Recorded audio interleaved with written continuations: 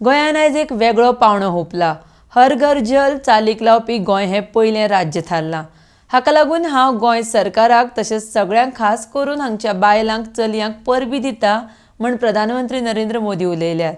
आरडेक्स Goa bureau report. देश ने और विशेषकर गोवा ने आज एक उपलब्धि हासिल की है. आज गोवा देश का पहला राज्य बना है जिसे हर घर जल सर्टिफाई किया गया है.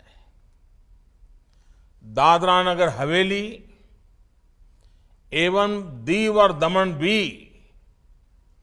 हर घर जल सर्टिफाइड केंद्र शासित प्रदेश बन गए हैं. बीते कुछ वर्षों में देश के हर बड़े मिशन में गोवा अग्रणी भूमिका निभाता जा रहा है. मैं गोवा की जनता को, प्रमोद जी और उनकी पूरी टीम को, गोवा की सरकार को,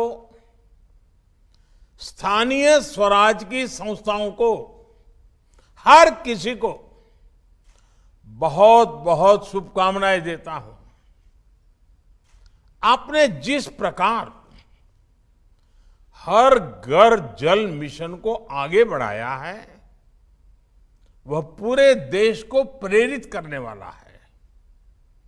मुझे खुशी है कि आने वाले महीनों में कई और राज्य इस सूची में जुड़ने वाले हैं.